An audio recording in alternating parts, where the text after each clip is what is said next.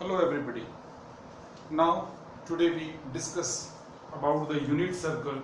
This is the topic of the 11th standard mathematics chapter number 3. Let us start. How to find out the sign of, that means it is positive or negative sign of the different trigonometric functions in different quadrant. So let us start with the unit circle. First of all, here given a unit circle, what it means? Unit circle is the circle whose center is origin and its radius is 1 unit. So look at here diagram. Here two coordinate axis, this is x axis and this is y axis, and the intersecting point is origin. 1 unit distance is taken on an x axis and draw a circle with radius 1 unit. Then you are observe here, this circle intersect this coordinate axis at different points. Circle intersect x axis on positive side at A, so its coordinate is 1 0. It is intersect x axis on negative side at A dash, that is minus 1 0.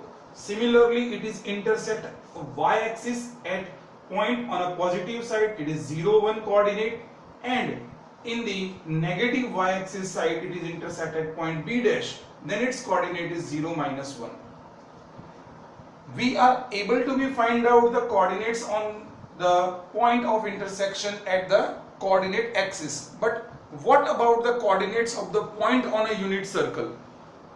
Suppose here I am taking a point PAB on the unit circle in the first quadrant. Look at here. This PAB, this point is taken on a unit circle and its coordinate is I am taking here x, y, or you can take A and B. So one of the perpendicular from this point is drawn on a x axis, then it is intersect x axis at Q. So PQ is foot of perpendicular at point Q. Now this distance is taken as a which is less than 1. This distance is taken as a and which is less than 1. Now similarly, you can draw a one dotted line which is parallel to the x-axis intersect y-axis at point B. So here the coordinate of P is A and B. यहाँ पर P के coordinates आपको A और B मिल जाते हैं. अब बात करते हैं कि ये A और B की values find करने की. तो हम A और B की values कैसे find करें? तो यहां पर हमने ये ट्राइंगल बना दिया PQ, आप देख सकते हैं डायग्राम के अंदर हमने ये बना दिया है PQO, ये एक राइट ट्राइंगल है. मान लेते हैं कि ये रेडियस OP जो है, रेडियस OP वो x एक्सिस के साथ यहां पर एक एंगल बनाती है, जिस एंगल को हमने डिनोट किया है थीटा से. सो अब इस ट्राइंगल के अंदर हम ट्रिग्नोमेट्रिक रेशियो इस्तेमाल करेंगे. तो we are using the trigonometric ratio for this angle theta. तो ये एंगल थीटा के लिए जब हम यूज करेंगे तो यहां पर ये जो है कि cos थीटा यूज करूंगा तो क्या मिलेगा? तो cos theta is equal two adjacent side divided by hypotenuse. So it is OQ divided by OP. तो OQ की लेंथ जो है वो आपको A दी हुई है, यहां पर A लिया है और डिवाइडेड बाय 1, इसलिए A मिल गया. सिमिलरली जब हम यहां पर साइन थीटा अप्लाई करेंगे तो opposite side PQ divided by hypotenuse OP.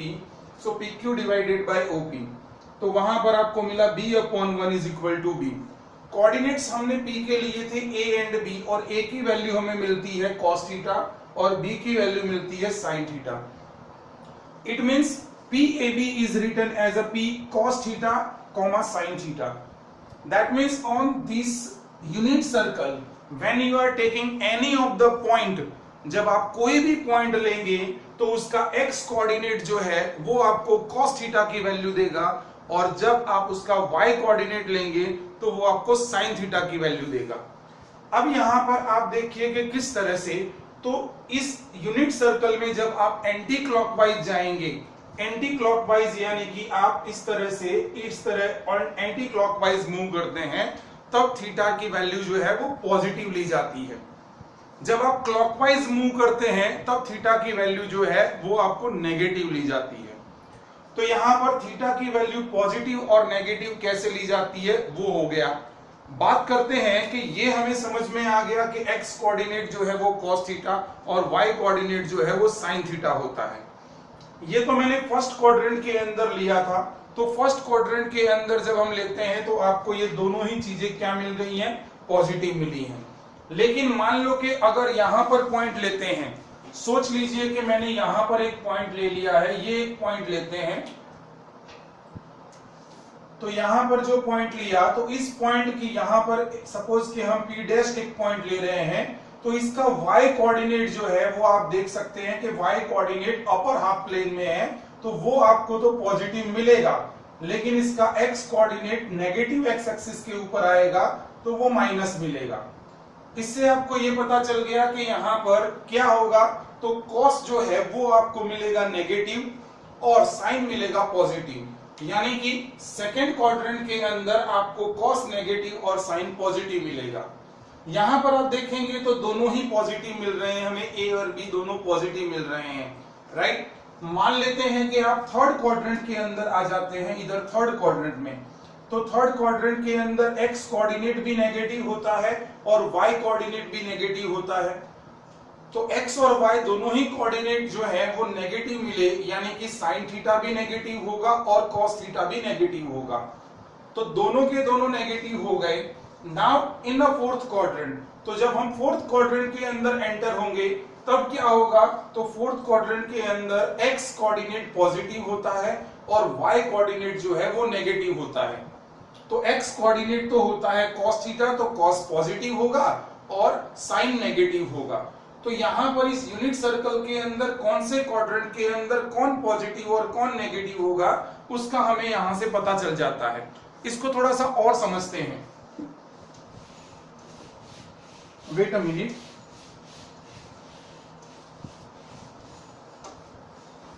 देखिए, अब यहां पर एक चीज जो है वो हम जानते हैं, वो मैं लिख रहा हूं यहां पर कि tan theta is equal to होता है कि sin theta divided by cos theta, sin theta divided by cos theta, ये होता है। अब यहां पर एक टेबल बना लेते हैं हम समझने के लिए कि ये ट्रिग्नोमेट्रिक फंक्शन जो है वो sin, cos, tan, ये तीन ट्रिग्नोमेट्रिक फंक्शन जो है वो हम ले रहे हैं।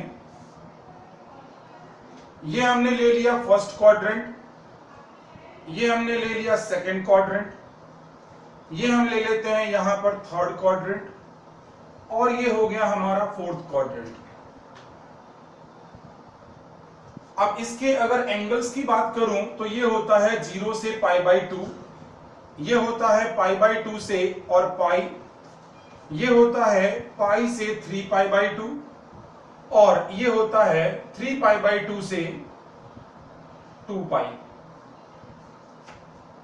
अब साइन जो है वो कौन से क्वाड्रेंट के अंदर पॉजिटिव होगा और कौन से में नेगेटिव होगा, हम फिर से वही चीज दोहराएंगे कि x coordinate is a cos theta and y coordinate is a sin theta. x coordinate जो है कि फर्स्ट क्वाड्रेंट के अंदर आप देखते हैं कि x एंड y दोनों ही पॉजिटिव होते हैं, तो यहां पर ये प्लस साइन और ये भी plus sign. It means the first quadrant के अंदर साइन जो है वो भी पॉजिटिव मिलेगा और cos जो है वो भी पॉजिटिव मिलेगा। tan is equal to sine divided by cos होता है, यानी positive divided by positive, that is also positive. Sin divided by cos, that is positive divided by positive is positive. Now second quadrant, तो second quadrant के अंदर क्या होता है, तो x coordinate is negative but y coordinate is positive.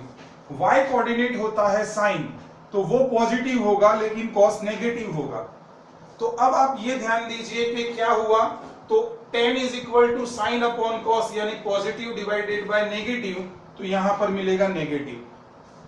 अब third quadrant में, third quadrant के अंदर x coordinate and y coordinate both are negative, तो दोनों नेगेटिव हुए, तो sin and cos both are negative, तो यहां पर नेगेटिव डिवाइडेड बाय नेगेटिव यानी क्या हो गया, positive.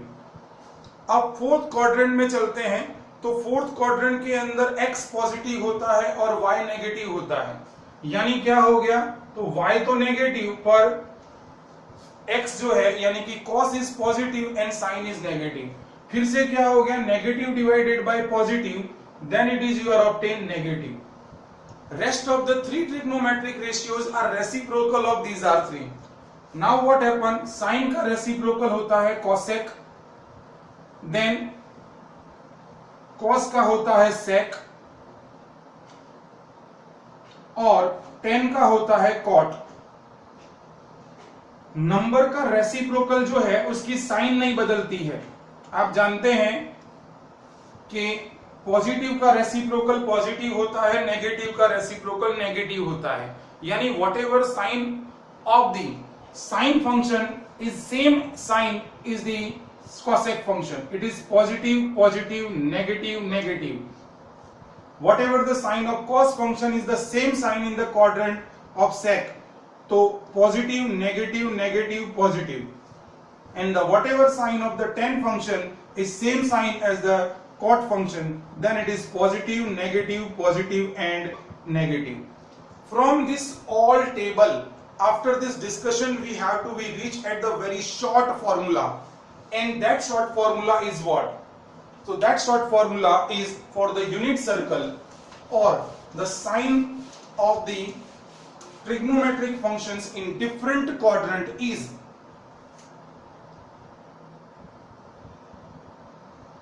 this is our unit circle, this is 0, pi by 2, pi, 3 pi by 2 and this is also 2 pi. This is first quadrant, all are positive. From table plus plus plus plus plus plus.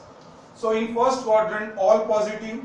Second quadrant you are observe sine and cosec are positive, that is S. And in the third quadrant you are observe that the tan is positive. So here T. And in the fourth quadrant you are observe that cos is positive, that is C. So you can remember by the short formula all STC, all STC. That means first quadrant all are positive, second quadrant sine is positive, then its reciprocal is positive. Then in third quadrant all ST, T that means tan. So tan is positive, then cot is positive. And in fourth quadrant, that is C, that means cos is positive, then its reciprocal sec is also positive. I hope this video will help you to find out the sign of the trigonometric functions in the different quadrant. Thank you very much.